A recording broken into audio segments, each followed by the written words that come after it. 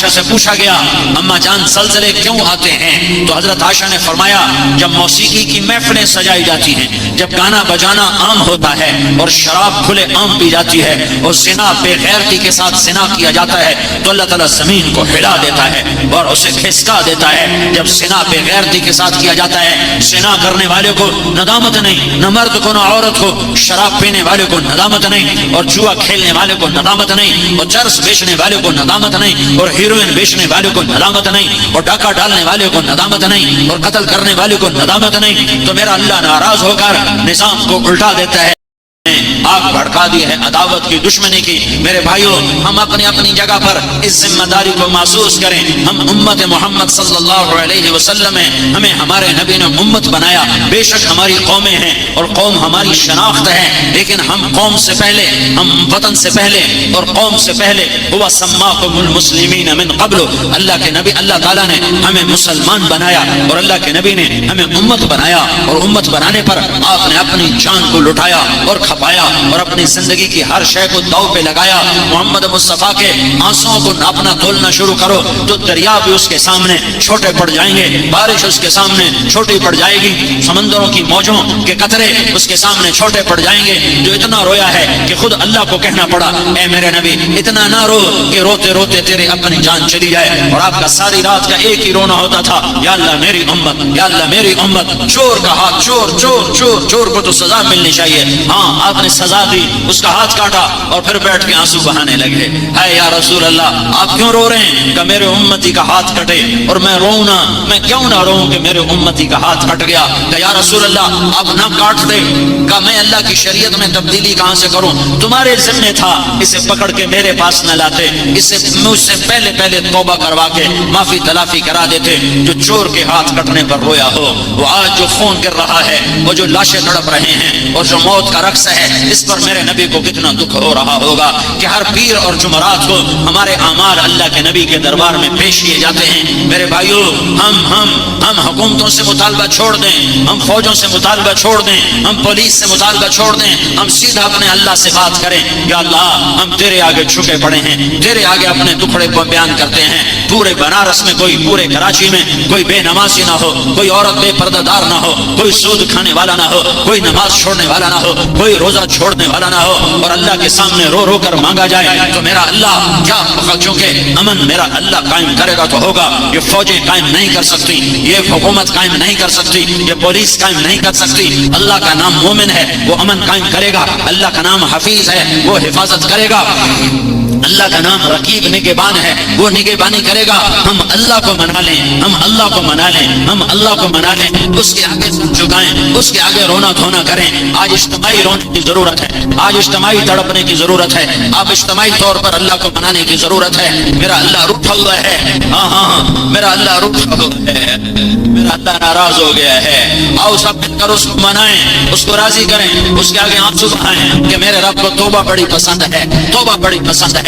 توبہ پر ساری زندگی کے گناہ معاف کرتا ہے۔ سود ہو، قتل ہو، جھوٹ ہو، زنا ہو، شراب ہو، بے نمازی ہو، روزہ چھوڑا ہو، نماز چھوڑی ہو، حج چھوڑا ہو، زکات چھوڑی ہو، جو کچھ بھی کیا ہے، اگر وہ توبہ کرتا ہے تو اللہ اس کے زندگی بھر کے سارے گناہوں کو معاف کرتا ہے۔ بنو اسرائیل میں ایک شخص تھا، اس نے 99 قتل کیے، 99، اور پھر اس کو خیال آیا میں توبہ کروں تو ایک کسی نیک عبادت گزار سے پوچھا میں 99 قتل کر چکا ہوں، میری توبہ ہو سکتی ہے؟ اس نے کہا نہیں، تو بڑا ظالم ہے، تیری کوئی توبہ نہیں۔ اس نے ظلم میں اس کو بھی قتل کر دیا اور 100 قتل پورے کر دیے۔ تو اس کے بعد پھر اس کو خیال آیا میں توبہ کروں، تو وہ ایک عالم کے پاس گیا کہ حضرت 100 قتل ہو گئے، کیا میری توبہ ہو سکتی ہے؟ تو انہوں نے فرمایا بیٹا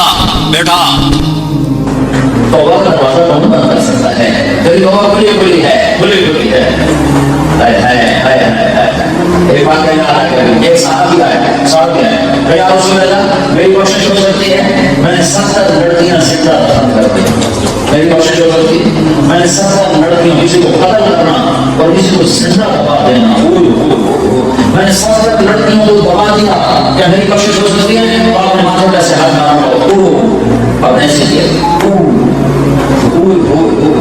اتنا بڑا ظلم کہ 70 بچے بچیوں کو زندہ کر دیا، اس کی بخشش کرنے سے تو اس نے سمجھا کہ میری بخشش ہوئی. آپ نے تو اس کا جرم سن کے دکھ کا اظہار کیا اور حیرت کا اظہار کیا.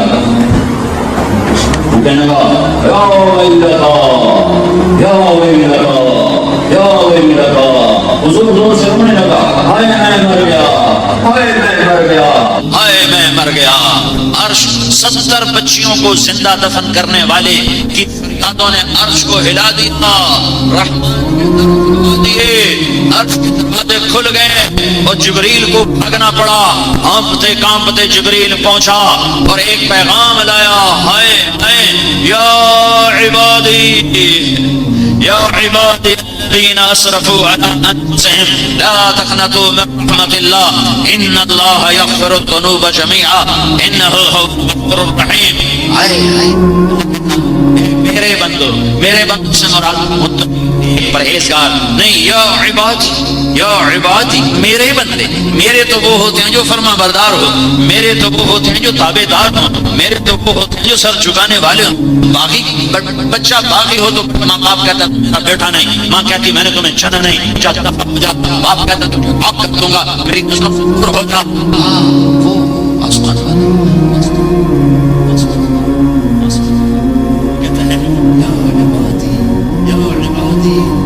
عبادی الذین اسرفوا علی انفسهم. میرے بندو میرے بندو میرے بندو میرے بندو.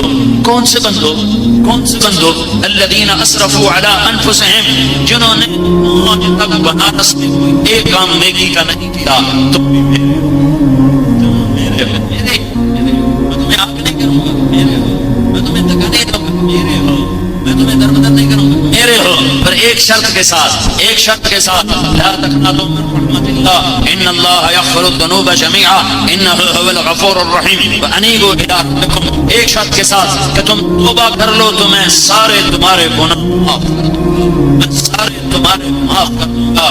تو یہ آیت اتری، اے میرے نافرمان بندو مایوس نہ ہو، میں تمہارے سارے گناہ معاف کر دوں گا.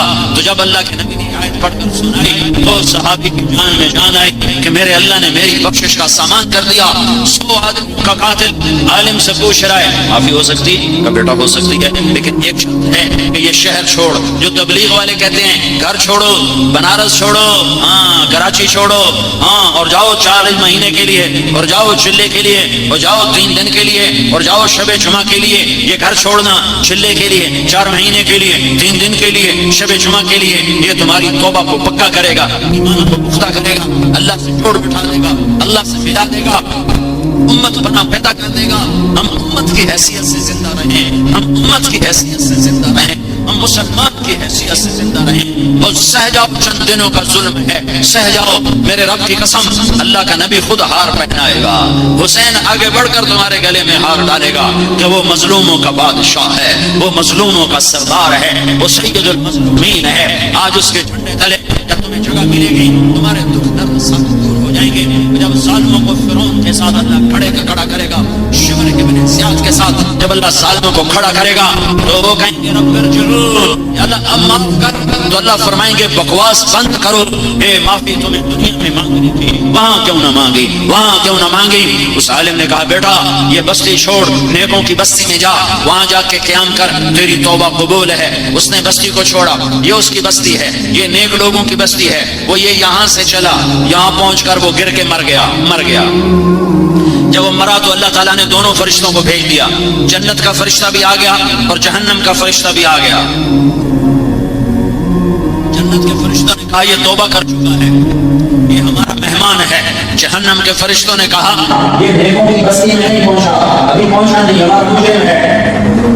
تو اللہ تعالیٰ نے بنارس والوں کو قصہ سنانا تھا، ساری دنیا کو قصہ سنانا تھا. تو اللہ تعالیٰ نے ایک جنت کا فرشتے اور جہنم کے فرشتے کے ڈالا، ایک تیسرا فرشتہ بھیجا، جاؤ جاؤ میرے بندے کا فیصلہ کرو.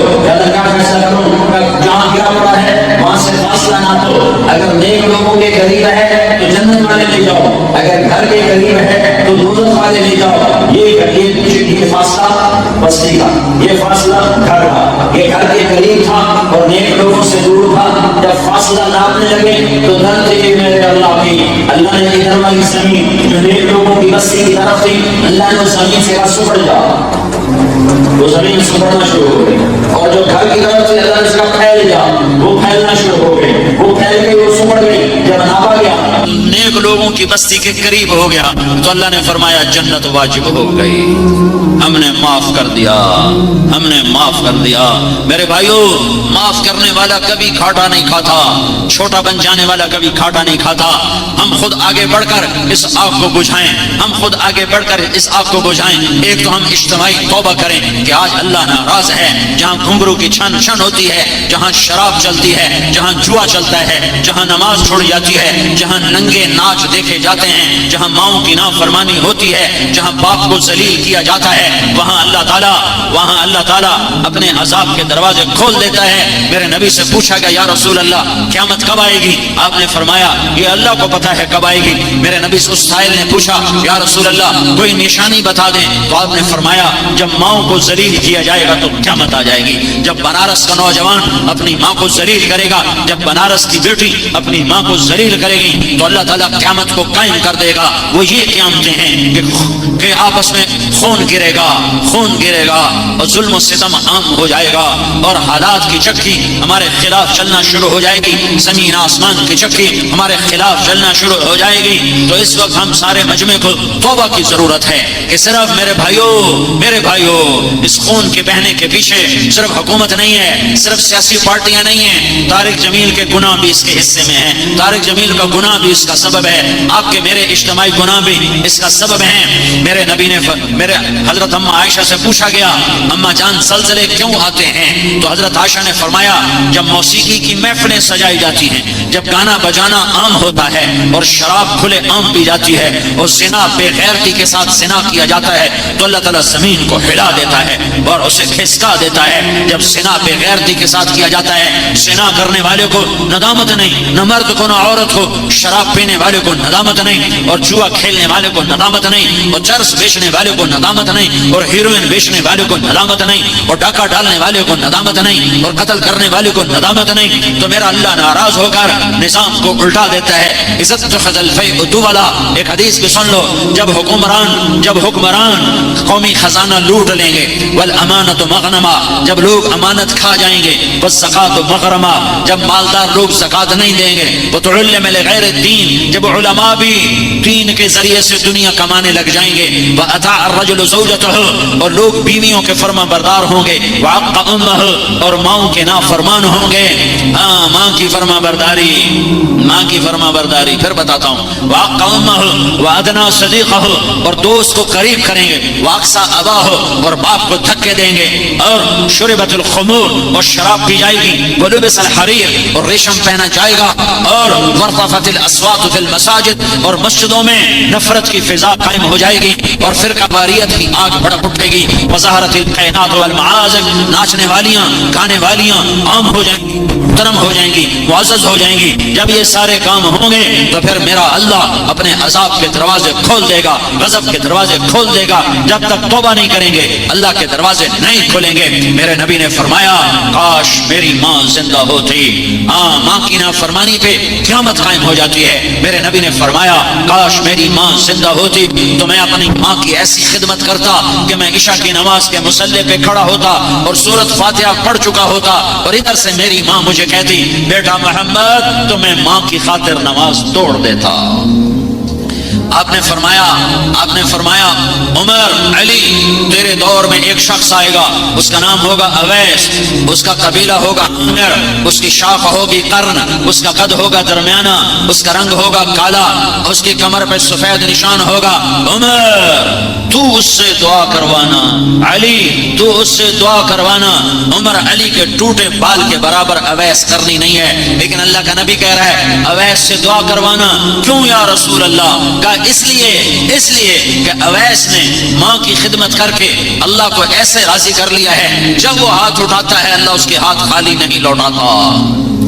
ساری دنیا جنت کو چلے گی، اویس بھی جنت کو چلے گا، جنت والوں کو جنت میں جانے دیا جائے گا، اویس کو روک لیا جائے گا۔ وہ کہے گا یا اللہ مجھے کیوں روکا ہے؟ تو اللہ فرمائے گا تو کھڑا ہو جا اور جہنم کے لوگوں پر نظر دوڑا، جس کو تو کہے گا تیری طفیل آج میں لاکھوں لوگوں کو جنت میں ڈالوں گا۔ کس وجہ سے؟ تیری ماں کی خدمت سے۔ ہم کہا میں جنت میں گیا، میں نے قرآن کی تلاوت سنی، میں نے پوچھا یہ کون تلاوت کر رہا ہے؟ مجھے کہا گیا یہ حارثہ تلاوت کر رہا ہے۔ میں نے پوچھا حارثہ تو دنیا میں ہے، وہ تو مرا نہیں، وہ تو جنت میں پہنچا نہیں، تو جنت میں قرآن کی تلاوت کی آواز کیسے پہنچ رہی ہے؟ یہ اس مجمع کو سنانے کے لیے کتنے سپیکر چل رہے ہیں؟ 7 آسمان پر حارثہ کی آواز بغیر سپیکر کے کیوں جا رہی ہے؟ تو جواب ملا کہ ماں کی ایسی خدمت کی ہے کہ اللہ نے خوش ہو کر کہا ہے جب قرآن پڑھے ساری جنت کو سنایا جائے۔ بھائیو ہم اجتماعی گناہوں سے توبہ کریں، انفرادی گناہوں سے توبہ کریں اور حضرت محمد صلی اللہ علیہ وسلم والی سیرت اور صورت پر آئیں۔ ہماری پہچان پٹھان پنا نہ ہو، ہماری پہچان پنجابی پنا نہ ہو، ہماری پہچان بلوچ بروہی پنا نہ ہو، ہماری پہچان سندھی پنا نہ ہو، ہماری پہچان مہاجر پنا نہ ہو، ہماری پہچان عربیت نہ ہو، ایرانیت نہ ہو، ترکستانیت نہ ہو، ترکمانستانیت نہ ہو، ہندیت نہ ہو، پاکستانیت نہ ہو۔ ہماری ایک پہچان، ہماری ایک پہچان، ہماری ایک پہچان، ہماری ایک پہچان، ہماری ایک پہچان۔ ان کنتم تحبون اللہ فاتبعونی یحببکم اللہ۔ ہمارے مرد بھی غلام مصطفیٰ بنے، ہماری عورتیں بھی غلام محمد بنے۔ حضرت محمد صلی اللہ علیہ وسلم کی مبارک اور پیاری زندگی کو ہم اپنانے والے بنے۔ میرے نبی کی ہر ادا محفوظ ہے، تم عمل کرنے والے بنو۔ ہر شے موجود ہے، تم عمل کرنے والے بنو۔ ہر طریقہ موجود ہے، تم ڈھونڈنے والے بنو۔ ہر شے لکھی پڑی ہے، تم چاہنے والے بنو۔ میرے اللہ نے کائنات میں ایک ہستی سے پیار کیا، پیار پیار پیار، محبت محبت محبت، حبیب اللہ و حبیب اللہ اور حبیب اللہ اور رسول اللہ اور نبی اللہ اور محمد اور احمد اور ماہی اور حاشر اور عاقب اور فاتح اور خاتم اور ابو القاسم اور طٰہٰ اور یاسین، یہ نام رکھے۔ تو شاہد، تو مبشر، تو نذیر، تو داعی الی اللہ، تو سراج منیر۔ والضحیٰ، تیرے روشن چہرے کی قسم، واللیل اذا سجا، تیری سیاہ زلفوں کی قسم۔